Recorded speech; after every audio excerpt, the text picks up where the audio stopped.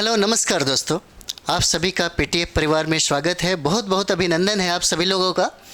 तो आज हम लोग देखेंगे वो हमारा टॉपिक है करंट अफेयर्स का। तो करंट अफेयर्स की बात करें तो आपको मैं बता दूं, सबसे महत्वपूर्ण जो चीज़ें हैं वो आपका होता है न्यूज़पेपर। अगर आपको करंट अफेयर्स बहुत अच्छा तरीके से करना है और बहुत ही बेहतर अपनी समझने की क्षमता को बढ़ाना है तो आपको न्यूज़पेपर पढ़ना ही पड़ेगा। जैसे आप देखते हैं बीपीएससी की एग्ज़ाम हो या कोई भी कंपटीशन का एग्ज़ाम हो या आप यूपीएससी का एग्ज़ाम देख सकते हैं या बिहार में होने वाले जितने भी जैसे दारोगा का एग्ज़ाम देख सकते हैं या बिहार जो भी एग्ज़ाम होगा उसके लिए आपके लिए महत्वपूर्ण हो जाता है करंट अफेयर्स। और करंट अफेयर्स की अगर बात कर दिया जाए तो इसकी वैल्यू बहुत ही ज़्यादा है। अगर बिहार दारोगा की बात करेंगे तो बिहार दारोगा में करंट सबसे ज़्यादा पूछे जाते हैं। अगर आप बिहार में सबसे टॉप क्लास का जो एग्ज़ाम है वो आपका बीपीएससी लेता है और बीपीएससी में करंट अफेयर्स बहुत ही क्या हो जाते हैं, बहुत ही मतलब समझिए कि महत्वपूर्ण स्थान रखता है। बहुत सारे लोगों को ये रहता है कि करंट अफेयर्स कहाँ से पढ़ा जाए, कैसे पढ़ा जाए। तो मेरा यही मानना है कि अगर करंट अफेयर्स में अच्छी जानकारी चाहते हैं तो आपको न्यूज़पेपर का अध्ययन प्रतिदिन का करना पड़ेगा। ठीक है, जिनका न्यूज़पेपर पे पकड़ होता है, जो लोग हमेशा दिनचर्या में इसे शामिल रखते हैं, उनका करंट अफेयर्स अच्छा माना जाता है। साथ ही साथ एक दो मैगजीन को भी ऐड कर लीजिए, जैसे प्रतियोगिता दर्पण हम सभी स्टूडेंट को बोलते हैं। ठीक है, तो इतना से आपका करंट अफेयर्स सबसे अच्छा हो जाता है। तो हम लोग देखेंगे, पेपर की बात करें तो हम लोग देखेंगे यहाँ पे देखिए, कहता है कि राज्य में 57% स्कूल, कहता है कि 57% स्कूल प्राचार्य नहीं जानते ऑनलाइन का काम। ये बात सही है। पूछा जा सकता है कितने प्रतिशत ऐसे प्राचार्य हैं जो ऑनलाइन काम से अनभिज्ञ हैं, अनजान है, महरूम है, वंचित हैं, कितने प्रतिशत? तो ये देखिए 57% हो जाता है। कितने प्रतिशत हो जाएंगे? 57% हो जाते हैं। और सबसे बड़ी बात ये है कि एससीईआरटी ने ये रिपोर्ट दिया। अब सबसे पहले इसका एक स्टडी देख लीजिए ताकि आपको भी लगेगा, ठीक है, क्योंकि जानना ज़रूरी है। देखिए यहाँ पे देखिए, कहता है कुछ चीज़ों को हम लोग पढ़ लें। देखिए कहता है कि सूबे के 57% स्कूलों के प्राचार्य को ऑनलाइन काम करने में परेशानी होती है क्योंकि उन्हें ना तो कंप्यूटर चलाने आता है और ना ही वो इस पर काम कर पाते हैं। 50% प्राचार्यों को तो अपने हक और कर्तव्य का पता ही नहीं है। ठीक है, ये रिपोर्ट जो है, ये रिपोर्ट बहुत इंपॉर्टेंट हो जाते हैं। और आपको बात ये पता है कि जब मैट्रिकुलेशन का आप जाते हैं अप्लाई करने के लिए, फॉर्म डालने के लिए, बहुत सारे ऐसे चीज़ है जो डायरेक्ट ऑनलाइन हो गया है। जैसे मानते हैं कि आप देखिएगा जो आपको स्कॉलरशिप मिलता है, ये सारा चीज़ें भी ऑनलाइन हो गया है। फॉर्म एप्लीकेशन की बात करें, जैसे मिड डे मील की बात कर दिया जाए, और जैसे बहुत सारी बातें हैं, जैसे कोई भी फॉर्म अगर भरना हो या ये बात कर सकते हैं स्टूडेंट की उपस्थिति या टीचर की उपस्थिति, ये सारा का सारा काम क्या होगा, डिजिटल होते जा रहा है। यही सवाल है, कहता है कि राज्य में 57% है स्कूल के प्राचार्य है, इससे अनभिज्ञ, उनको आता ही नहीं है काम। ठीक है, यही सवाल है। अब देखिए यहाँ पे कहता है कि इसके कई बार तो छात्रवृत्ति समेत अन्य योजनाओं से भी बच्चे क्या हो जाते हैं, वंचित रह जाते हैं, उनको पता ही नहीं चलता, हमारे प्राचार्य को पता नहीं चल पाता ताकि उसका फॉर्म भर सके। इस काम से क्या हो जाते हैं, अनजान हो जाते हैं, अनभिज्ञ हो जाते हैं। यही वजह है कि बच्चे जो स्कॉलरशिप प्राप्त करने की योग्यता रखते हैं उन्हें क्या हो जाता है, उन्हें नहीं मिल पाता। और देखिएगा शिक्षा शोध एवं प्रशिक्षण परिषद, जिसको हम लोग शॉर्टकट में SCERT बोलते हैं, कि अध्ययन में यह बात सामने आई है। और बता दें कि विद्यालयों में सारा काम ऑनलाइन होने लगा है। ठीक है, सारा काम क्या होता है, ऑनलाइन होता है। और इसी काम से अनभिज्ञ हैं कितने प्रतिशत लोग, तो 57% लोग हैं। ठीक है, याद रखिएगा, ये जो डाटा है पूछा जा सकता है आपसे। ठीक है, इसीलिए इसको याद रखना जरूरी है। तो यहाँ पे देखिएगा, विद्यालयों के प्राचार्यों को उनके अधिकारों की जानकारी हो, इसके लिए एक हैंडबुक तैयार की गई है और यह हर स्कूल को भेजा जा रहा है। इससे प्राचार्य को स्कूल और छात्रों के प्रति उनके कर्तव्य और अधिकार की जानकारी क्या होगी, मिलती रहेगी। ठीक है, इसे याद जरूर रखिएगा, 57% लोग। और SCERT ने प्राचार्य के लिए तैयार क्या किया, हैंडबुक तैयार किया। प्राचार्यों को उनके हक और कर्तव्य की जानकारी देने के लिए SCERT ने एक हैंडबुक तैयार की है। इसमें प्राथमिक से लेकर उच्च माध्यमिक तक के प्राचार्य के अलग अलग अधिकार को बताया गया है। ठीक है, पूछा जा सकता है कि आपको जो हैंडबुक तैयार किया किसने तैयार किया, तो SCERT ने तैयार किया है, याद रखिएगा। SCERT ने क्या किया है, तैयार किया है। ये स्टेट लेवल का हो जाता है, ठीक है। और यहीं अगर केंद्र की बात कर दिया जाए तो इसी को हम लोग NCERT बोलते हैं, ठीक है। GS की जानकारी के लिए एक चीज़ और भी बता दूं, जैसे SCERT की बात हुआ है तो आप देखिएगा SCERT की जितनी भी किताबें हैं 6 क्लास से लेकर के 10th क्लास तक उसको पढ़ लीजिए, या NCERT की किताबें हैं 6 क्लास से लेकर के 10 तक, तब उसके बाद आप शुरुआत करिए UPSC या BPSC की तैयारी, ठीक है। तो देखिए हम लोगों ने ये देखा। अब देखिएगा अगला हम लोग देखते हैं। अगला देखिए, पेपर में बहुत अच्छा करंट अफेयर्स दे रहा है, ठीक है। इसको अच्छी तरीके से पढ़िए ताकि आपका जो समसामयिक जो घटना है इसका एक अच्छे तरीके से तैयारी हो जाए। तो यहाँ पे हम लोग देखते हैं यरूशलेम एजेंसी की ये आपको घटना है। देखिए कहता है कि इजरायली रक्षा बलों ने शुक्रवार को फिलिस्तीनियों से उत्तरी गाजा खाली करने को कहा, ठीक है। सेना ने उनको दक्षिण क्षेत्र में जाने का आदेश दिया। वही हमास ने लोगों से अपील की है कि वे गाजा सिटी न छोड़े, और इजराइल चाहती है कि गाजा में जितने भी कुछ ऐसे उपद्रवी जो लोग हैं जल्दी जल्दी क्या करें, खाली कर दे।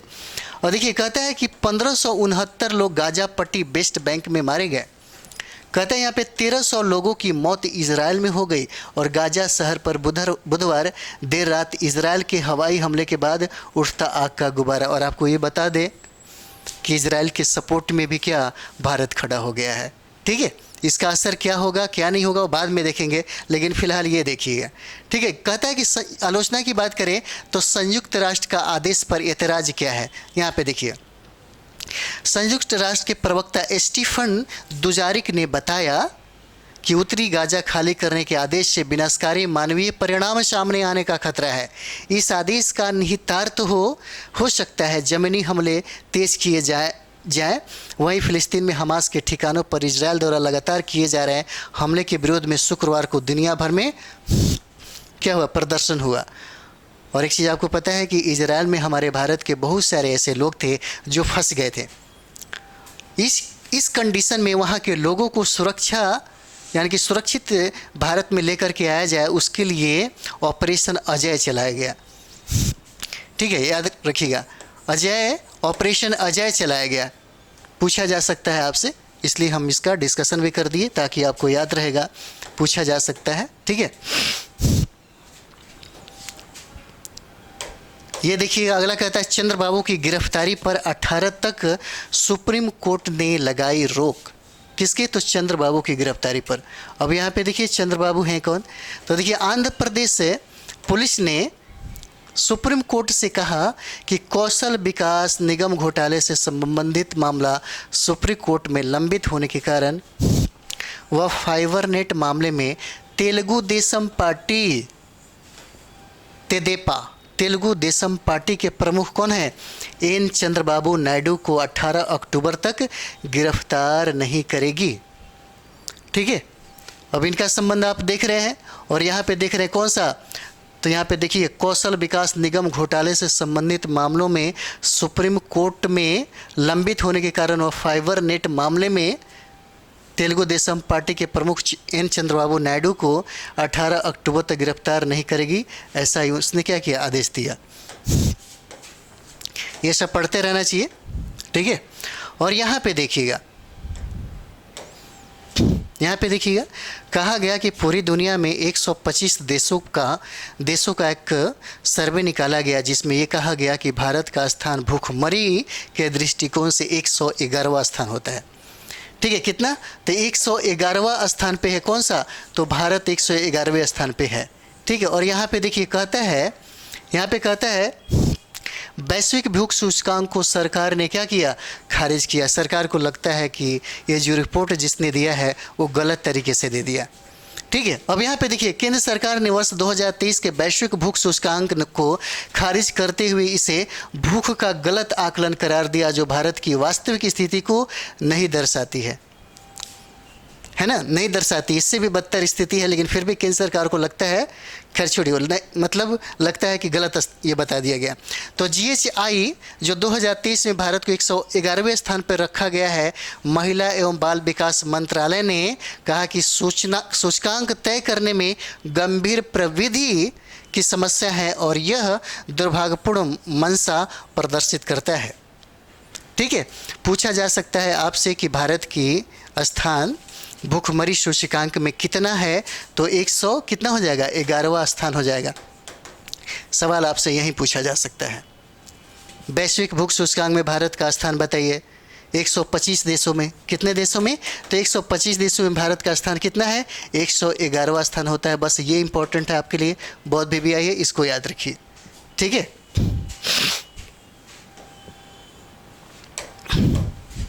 मणिपुर में आप हिंसा देखबे किए होंगे। ठीक है,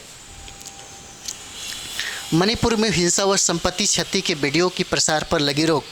तो यहाँ पे देखिए, मणिपुर सरकार ने जातीय संघर्ष से प्रभावित राज्य में समान स्थिति की बहाली के लिए हिंसा और संपत्तियों के नुकसान दिखाने वाले वीडियो एवं तस्वीरों के प्रसार पर क्या कर दिया गया, रोक लगा दी। ठीक है, अब जिसमें देखिएगा जातीय जो संघर्ष हो रहे थे, जिसके वजह से बहुत सारा प्रॉब्लम हो गया और भारत के लिए एक चर्चा का विषय हो गया। और साथ ही साथ अगर बात कर दिया जाए तो मणिपुर का जो हिंसा और संपत्ति की क्षति का जो वीडियो लोगों ने बना रखा था, तो उसके प्रसारण पे सरकार के द्वारा तुरंत क्या कर दिया गया, प्रतिबंध लगा दिया गया, ताकि इसका ज़्यादा से ज़्यादा दुरुपयोग ना हो सके। ठीक है, और ज़्यादा से ज़्यादा और हिंसा ना फैल सके, इसके लिए ये सब काम किया गया। तो इसी के बारे में कहा जा रहा है। ठीक है, चलिए अगला देख लीजिए हम लोग। यहाँ पे देखिए G20 अध्यक्ष शिखर सम्मेलन की बात कर दिया जाए तो देखिए, कनाडा सीनेट प्रमुख का भाग नहीं लेने का फैसला। तो यहाँ पे हम लोग देखते हैं, देखिएगा, राजनयिक विवाद के बीच कनाडा की सीनेट स्पीकर रेमोंडे गैंगने ने गुरुवार को यह शुरू हुए G20 देशों की संसदों के पीठासीन अधिकारियों के शिखर सम्मेलन में भाग नहीं लेने का फैसला किया है। गैगने ने पूर्व में लोकसभा अध्यक्ष ओम बिरला की अध्यक्षता में संसद 20 की बैठक में अपनी उपस्थिति की पुष्टि की। ठीक है, याद रखिएगा, कनाडा जो सीनेट है के प्रमुख का भाग नहीं लेने का फैसला था G20 अध्यक्ष शिखर सम्मेलन में। ठीक है, तो यहाँ पे देख सकते हैं, जून में खालिस्तानी चरमपंथी हरदीप सिंह निज्जर की हत्या में भारतीय एजेंटों की संलिप्तता के संबंध में कनाडा के प्रधानमंत्री जस्टिन ट्रूडो के आरोपों के बाद भारत कनाडा के संबंधों में खटास आई है। ठीक है, तो चलिए, पेपर में जो भी मैटर है आप लोग कम से कम इसको अच्छे से करते रहिए। यहाँ देखिए, एशियाई पैरा खेलों में भारत के 300 से ज़्यादा एथलीट लेंगे भाग। ठीक है, ये आपके लिए इम्पोर्टेंट है, यहाँ पे देख लीजिए, VBI आपके लिए हो जाता है। तो यहाँ पे देखिए, कहता है कि हाल ही में चीन के होंगजाओ में संपन्न हुए क्या चीज़, तो एशियाई खेलों के बाद भारतीय एथलीट चौथे एशियाई पैरा खेलों में भाग लेंगे। कौन सा, तो चौथा एशियाई पैरा खेलों में भाग लेंगे। और यह आयोजन की बात कर दिया जाए, यही पूछा जा सकता है कि यह जो आयोजन है कहाँ पे होगा, जो 22 से लेकर के 28 अक्टूबर तक चलेगा। यानी कि यह आयोजन आपको चीन के हांगझाओ में हो रहा है। इस आयोजन में भारत के 300 से ज़्यादा एथलीट क्या करेंगे, भाग लेंगे। और इससे पहले भारतीय दल ने 2018 में जकार्ता में एशियाई खेलों में 72 पदक अपने नाम किया। ठीक है, 72 पदक अपने नाम किया, याद रखिए, यहाँ तक बहुत इंपॉर्टेंट है। पूछा जा सकता है आपसे कि चौथा, यानी कि भारतीय एथलीट चौथा एशियाई पैरा खेल कहाँ पे होगा, तो चीन के हांगझाओ में होगा। एथलीटों की संख्या जो कितनी संख्या है जो वहाँ पे भाग लेंगे, तो उनकी संख्या 300 से क्या ही ज़्यादा है। इससे पहले अगर बात कर रहे हैं हम लोग भारतीय दल की, तो इससे पहले आपको इंडोनेशिया के जकार्ता में शामिल हुआ था, कब, 2018 में। और वहाँ पे भारतीयों ने एशियाई खेलों में कितने पदक जीता, तो 72 पदक अपने नाम किया। इसे याद रखिएगा, ये इम्पोर्टेंट है आपके लिए। ठीक है, बाकी आप चाहे तो पढ़ सकते हैं। ठीक है, अगला हम लोग देखते हैं। देखिए, भारत फ्रांस ने दिया रक्षा औद्योगिक सहयोग बढ़ाने पर जोर। ठीक है, भारत फ्रांस ने रक्षा औद्योगिक सहयोग बढ़ाने पर क्या किया, जोर दिया। तो सबसे पहले अगर हम लोग बात करें, जब दो देशों के बीच में समझौता होता है तो याद रखिएगा प्रश्न यहाँ से बनने की संभावना बन जाती है, क्योंकि जब भी समझौता होगा, जब भी कुछ ऐसा सहयोग की बात होगी, वहाँ पे बहुत सारे ऐसे एक दूसरे देशों के साथ कुछ ना कुछ प्रश्न बन जाते हैं। तो यहाँ पे आपको गहराई में आकर पढ़ने की ज़रूरत होती है। जैसे देखिएगा, भारत और फ्रांस के रक्षा मंत्रियों के बीच हुए, किसके बीच, तो रक्षा मंत्रियों के बीच हुए कौन सा, तो 5वें वार्षिक रक्षा संवाद। पूछा जा सकता है कि भारत और फ्रांस के बीच में, भारत और फ्रांस के बीच अगर कहा जाए कि रक्षा मंत्रियों का जो बैठक हुआ कौन सा था, तो देखिएगा 5वां वार्षिक रक्षा संवाद में औद्योगिक सहयोग यानी कि रक्षा को और अधिक बढ़ाने पर ध्यान केंद्रित किया गया। इसके अलावा साइबर स्पेस और कृत्रिम बुद्धिमत्ता, जिसको हम लोग बोलते हैं आर्टिफिशियल इंटेलिजेंस, जैसे जटिल तकनीकी क्षेत्रों में सहयोग की संभावनाओं की तलाश की गई। और यह जानकारी रक्षा मंत्री, अगर हम लोग भारत की बात करें तो भारत के रक्षा मंत्री हमारे राजनाथ सिंह हैं। ठीक है, रक्षा मंत्री के बारे में पूछा जाए कि रक्षा मंत्री कौन हो जाते हैं, राजनाथ सिंह हो जाएंगे, जिन्होंने सोशल मीडिया मंच पर एक्स पर एक पोस्ट के जरिए दी। उन्होंने बताया कि दोनों देशों के बीच क्या है, राजनीतिक साझेदारी आज पहले से कहीं अधिक प्रासंगिक है और दोनों इसे नई ऊंचाइयों पर ले जाने को लेकर उत्सुक है। मालूम है कि रक्षा मंत्री बीते 9 अक्टूबर से इटली और फ्रांस की 4 दिवसीय यात्रा पर थे। इसी के तहत बुधवार को वह रोम से फ्रांस पहुंचे थे, जहां उन्होंने फ्रांस के सशस्त्र बलों के मंत्री सेबेस्टियन लेकॉर्नु से रक्षा क्षेत्र से जुड़े कई अहम पहलुओं पर क्या की, बातचीत की। चलिए अगला हम लोग देखते हैं। यहाँ पे आप लोग भी जब पेपर पढ़ रहे होंगे तो पेपर में बिल्कुल यही सब चीज़ें होता है जहाँ से प्रश्न बनता है, और धीरे धीरे आप लोग भी सीख जाइएगा। आपको भी समझ में आने लगेगा कि आपके सिविल सर्विस के लिए, आपके कंपटीशन के लिए कौन सा पार्ट सबसे महत्वपूर्ण है और किसे पढ़ा जा सकता है और किसे छोड़ा जा सकता है। ठीक है, तो देखिए यहाँ पे लिखा हुआ है आपका कि वसुधैव कुटुंबकम की पट्टिका का अनावरण किया गया। तो यहाँ पे आप देखिए, संयुक्त राष्ट्र में भारत के अस्थायी मिशन के परिसर में यहाँ वसुधैव कुटुंबकम, ठीक है, लिखी पट्टिका का अनावरण किया गया, जो भारत के एकता तथा वैश्विक सहयोग के प्रति प्रतिबद्धता जो है उसको क्या करता है, दिखाता है, प्रदर्शित करता है। ठीक है, कहता है कि पट्टिका का अनावरण भारतीय सांस्कृतिक संबंध परिषद यानी कि ICCR के अध्यक्ष कौन होते हैं, डॉक्टर विनय सहस्त्रबुद्धे, और संयुक्त राष्ट्र में भारत की अस्थायी प्रतिनिधि राजदूत रुचिरा कंबोज ने बुधवार को एक विशेष समारोह में किया। ये यहाँ से इंपॉर्टेंट हो जाएंगे आपके। ठीक है, अध्यक्षता कौन किया, ये पूछा जा सकता है। और बात करें वसुधैव कुटुंबकम की पट्टिका का अनावरण किया गया, कहाँ किया गया, ठीक है, ये पूछा जा सकता है। भारत के अस्थायी मिशन के परिसर के प्रवेश द्वार में एक दीवार पर पट्टिका में हिंदी में वसुधैव कुटुंबकम और अंग्रेजी में the world is one family लिखा हुआ है। ये इंपॉर्टेंट है। ठीक है, अंग्रेजी में क्या लिखा है, the world is one family लिखा हुआ है, और हिंदी में बात करें तो वसुधैव कुटुंबकम लिखा हुआ है। ये याद रखिएगा, यहाँ से यही इंपॉर्टेंट है, यही VVI है। ठीक है, आप चाहे तो यहाँ से भी इसको भी पढ़ के आप अपना एक छोटा सा नोट्स तैयार कर सकते हैं। जैसे रुचिरा कंबोज ने सोशल मीडिया एक्स पर पोस्ट में कहा कि यह पट्टिका संयुक्त राष्ट्र में भारत के अस्थायी मिशन के मुख्य प्रवेश द्वार की शोभा बढ़ा रही है, जिसमें एकता तथा वैश्विक सहयोग के प्रति हमारी प्रतिबद्धता समाहित है। मेडागास्कर के एंटानारियो में मार्च 2022 में भारतीय दूतावास ने भारत की आज़ादी के 75 साल होने पर आज़ादी का अमृत महोत्सव को चिन्हित करने के लिए अपने परिसर में वसुधैव कुटुंबकम की एक पट्टिका का क्या किया, अनावरण किया।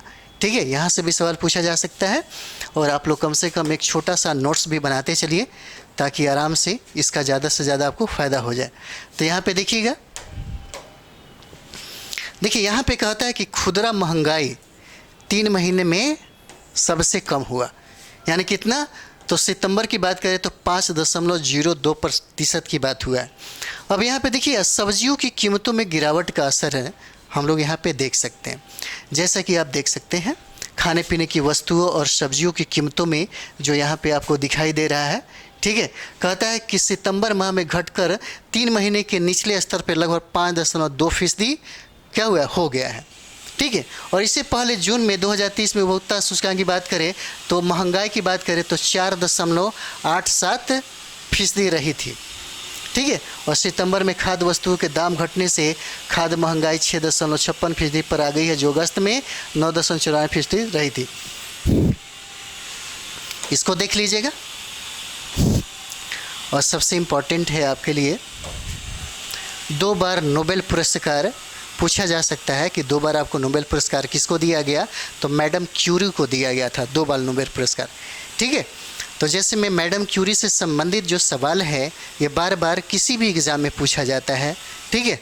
तो देखिए 2 बार नोबेल पुरस्कार, तो देखिए बच्चों, मैरी क्यूरी बचपन से ही वैज्ञानिक बनना चाहती थी। हालांकि अगर इनके बारे में बात किया जाए तो इनके पिता जो थे गणित और विज्ञान के प्रोफेसर थे और उनकी शिक्षा को भी इन्होंने ग्रहण किया था।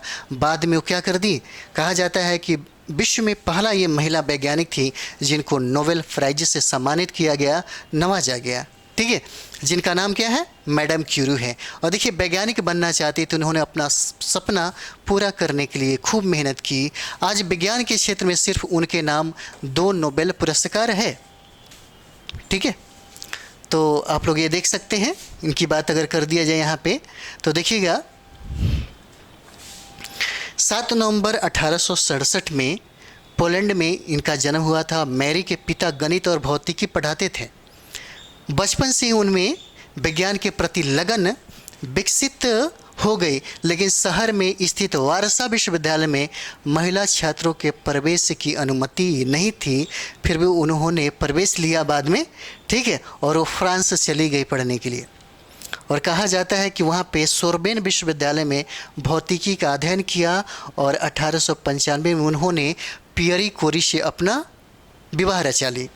उसके बाद दोनों रासायनिक पदार्थों में सबसे छोटे टुकड़े पोलोनियम और रेडियम की खोज की और इसी के क्षेत्र में मैडम क्यूरी को क्या मिला, नोबेल प्राइज़ मिला। और कहा जाता है कि मैडम क्यूरी को, ठीक है, 2 बार नोबेल प्राइज़ मिलता है। तो चलिए हम लोग यहीं पे इस सेशन को समाप्त करते हैं। बहुत इंपॉर्टेंट आपको पेपर के ही अगर कठिन हम लोग देखेंगे तो पेपर का हम आपको करा रहे हैं। आप लोग भी, आपके पास अगर पेपर होगा तो ज़रूर इसको पढ़ लीजिएगा, ठीक है। यहीं से करंट अफेयर्स आपके लगातार आप बने रहिए तो देखिए आपका करंट अफेयर्स सबसे बेजोड़ हो जाएगा। अगर 30 प्रश्न पूछेगा ना आपसे, या दारोगा में 20 प्रश्न पूछता है तो 18 जो प्रश्न है ना निश्चित तौर पे आप ही बनाएंगे। सिर्फ एक मैगजीन इसके साथ ऐड कर लिए, वो है आपका प्रतियोगिता दर्पण, ठीक है। 18 अगर 20 प्रश्न पूछा जाता है तो 18 से कम नहीं आएगा, 17-18 ग्रांटेड है, इतना मारिएगा और सबसे अच्छा स्कोर हो जाएगा। दारोगा के लिए या BSSS के लिए या किसी भी कंपटीशन के लिए हर एक प्रश्न पे वर्क करना चाहिए, ठीक है। हर एक प्रश्न आपके लिए महत्वपूर्ण होगा और एक प्रश्न से समझिए कि रिजल्ट आता है और जाता भी है, ठीक है। तो चलिए हम लोग करंट अफेयर्स में फिर दोबारा मिलते हैं, फिर दूसरे वीडियो के साथ मिलते हैं, दूसरे करंट के साथ मिलते हैं, ठीक है। थैंक यू वेरी मच आप सभी लोगों को।